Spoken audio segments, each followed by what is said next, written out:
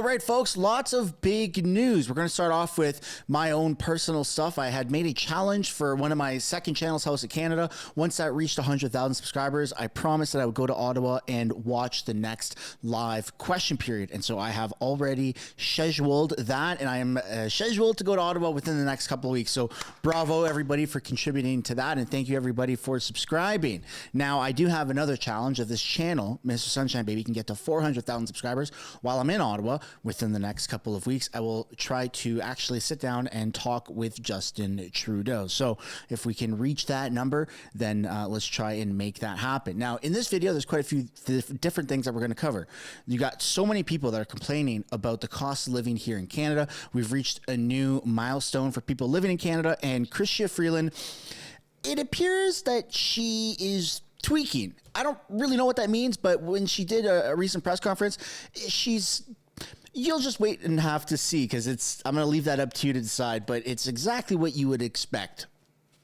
Welcome back to the channel. Welcome back to another video, everybody. Before we get into it, I do want to really encourage everyone to smash the like button and subscribe if you haven't yet already. And I hope you consider turning post notifications on. It's that little bell notification that shows up once you are subscribed. It just adds a layer of insurance so you can actually be notified of upcoming videos. YouTube has a tendency to unsubscribe people manually or automatically, whatever it is. And they also have a tendency to not actually send out notifications. So that just adds a layer of precaution.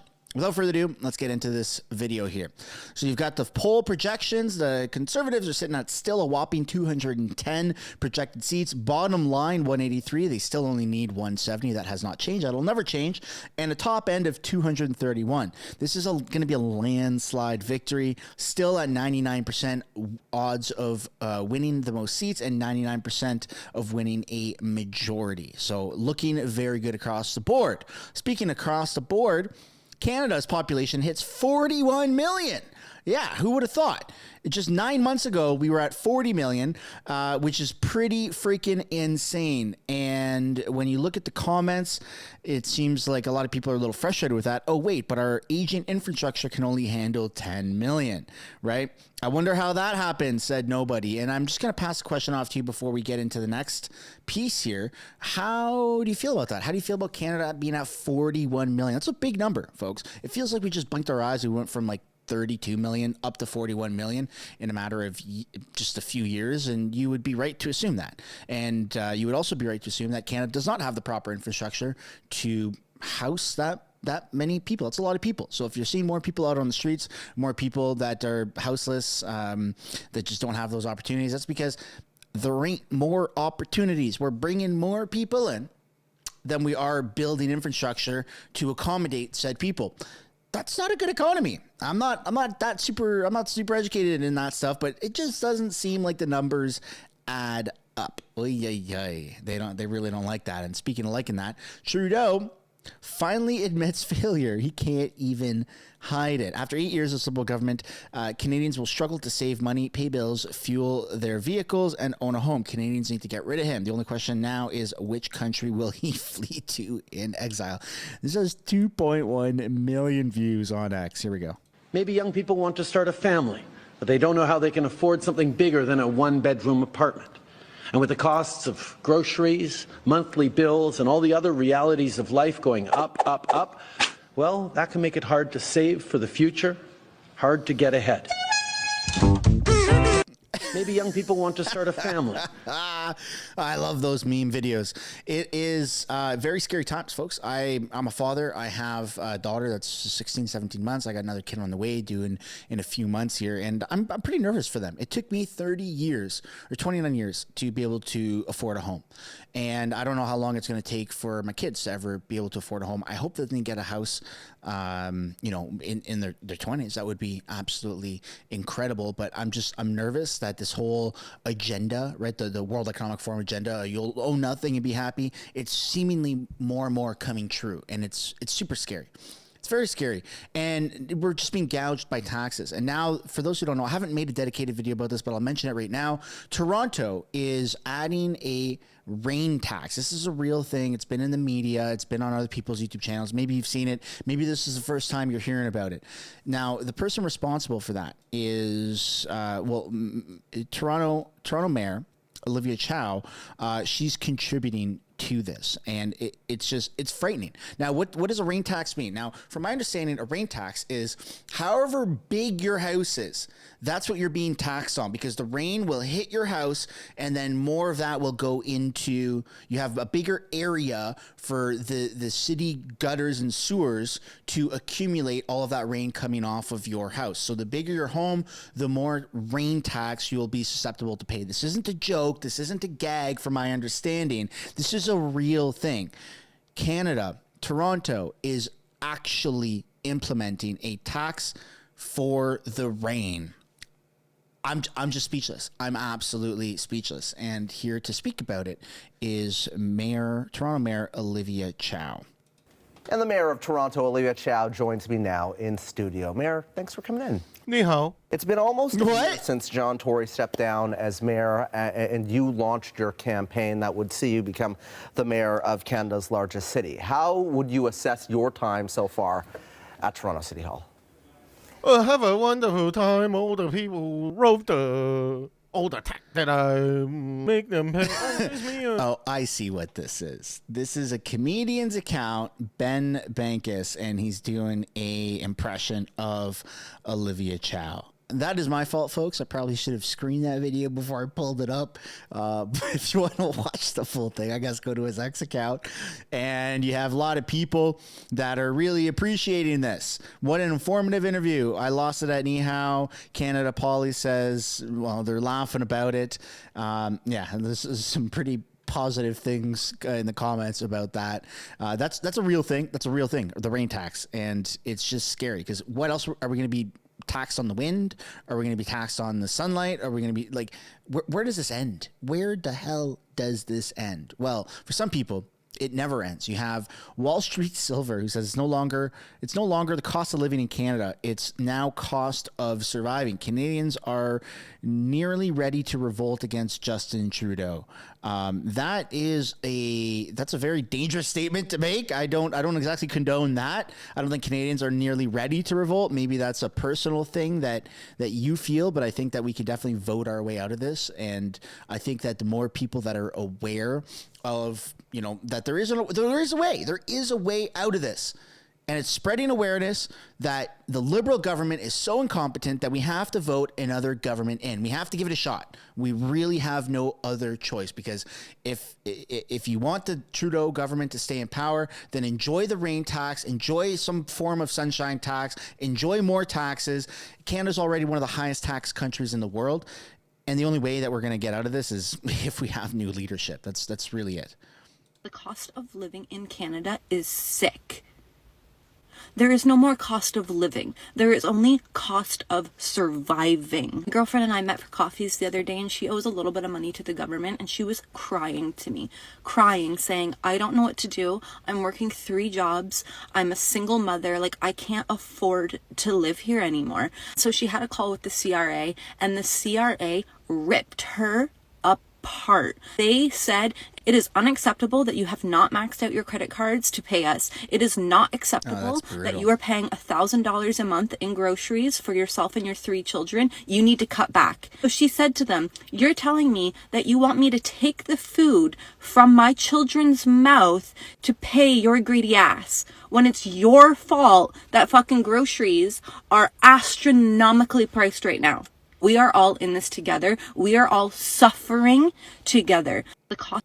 Yeah, that's one of the stories that just seems to be repeating itself, that people owe a little bit of money to the government, and they're just absolutely ruthless. And speaking of ruthless, now we get into the Chrystia Freeland, one could argue, tweaking video. I'll leave that interpretation up to you, but I was tagged in this.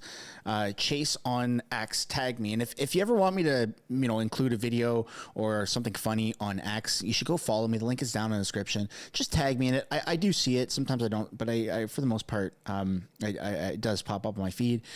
Minister of Finance is tweaking harder than an artificial economic bubble on Wall Street. So glad more eyes are on her now. The carbon tax rebate is a heist. And how many of those heat pumps were installed without requiring a smart meter on your house? Let's take a look at the video.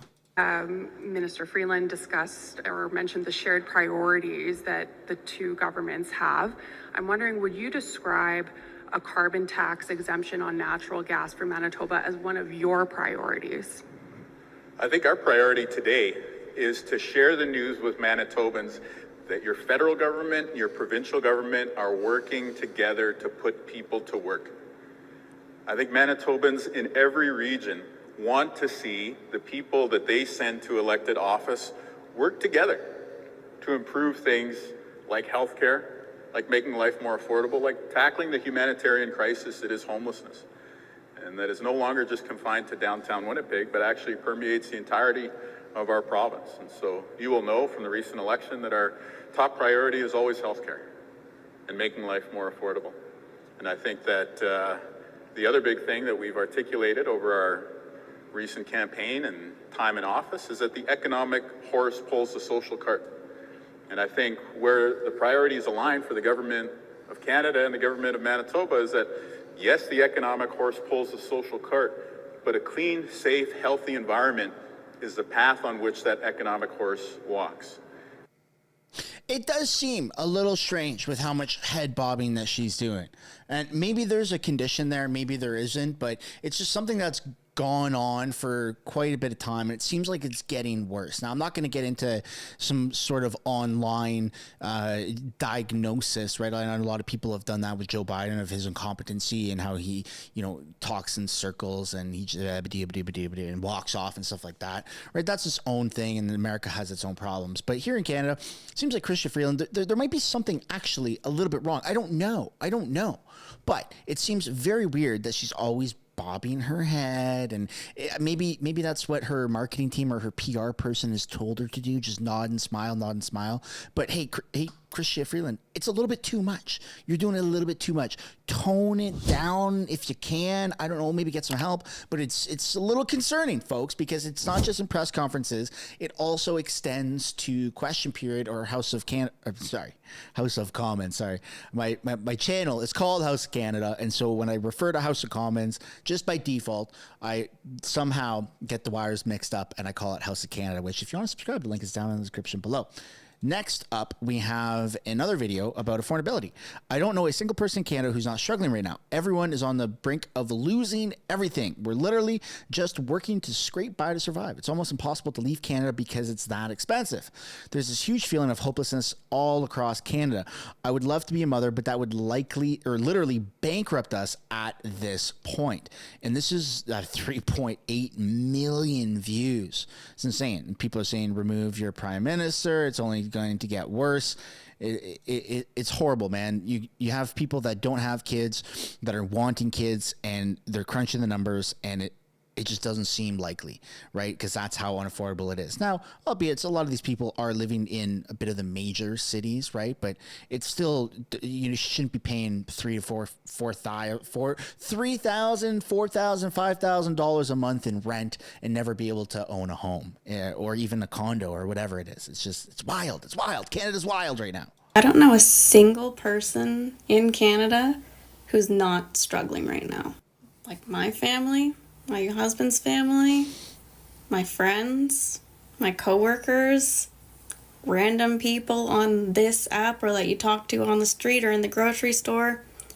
Like everyone is just on the brink of losing everything. Like we're literally just working to scrape by, to survive. It's like at this point, the only way to thrive and actually live is to leave. But it's almost impossible to leave because that's expensive and there's just so much criteria that you need to meet to get somewhere else. And then you have to leave everything behind. So it's just, there's this huge feeling of hopelessness all across Canada right now. Like I would love to be a mother and, start the next phase of life, but that would literally bankrupt us at this point. We would have to sell our house, and then what? We wouldn't even be able to afford a new house, so what, move in with our parents then? So I just literally can't afford to have kids.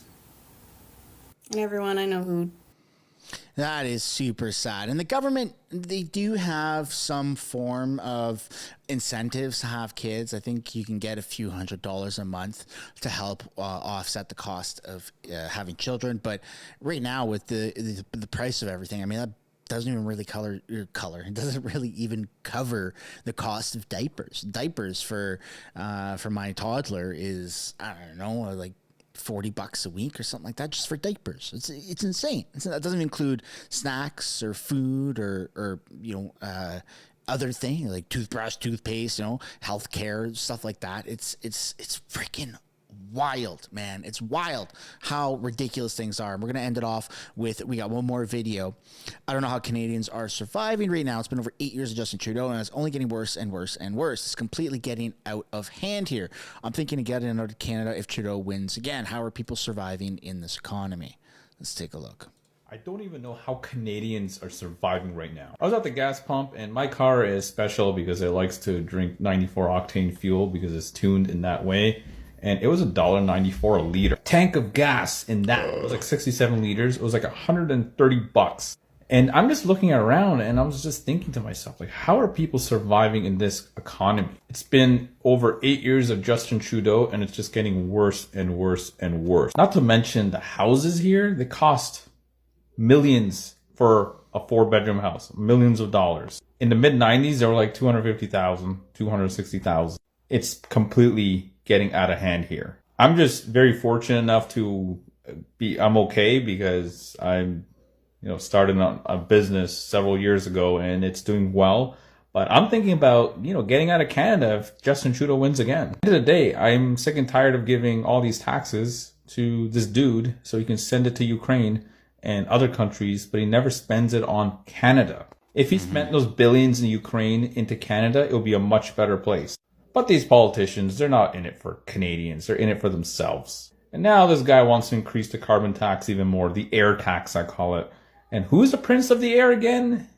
Prince of the air? He's taxing the air, essentially. Anyway, let me know in the comments below how you guys handling it in Canada. How you guys affording it. And what would you want in the next prime minister? Somebody who is pro-Canada. Somebody who wants Canada to thrive. Somebody that's all about Canada, Canada, Canada. That's what the Canadians want. And let me know down in the comments if you agree with that statement. If the next prime minister should be very much focused, hyper-focused on Canada. Never mind what's going on in the world, right, overseas or even in America. Yeah, sure, continue, trade business as usual. But why are we donating or even loaning billions of dollars to other countries when we have our own shit going on here? You put that into housing. And we can, fix housing in certain areas across Canada. It's just insanity. It's insanity. And I'm fed up with it. I'm fed up with the leadership. It's just bonkers. It's absolutely just driving me up the wall, and I feel horrible. I feel horrible for the state of Canada. I feel horrible for where Canada could end up, but there is hope, and that might be my naive optimism, but I do think that there is hope. I'm optimistically naive about this, I suppose. But I'd love to know what you guys think down below in the comments. If you have any questions, comments, or concerns, please let them run free down below. That's where we're going to end the video, folks. On our way out, I'd really like to encourage you guys to smash the like button, subscribe if you haven't yet already, and I'll see you in the next one. Bye for now.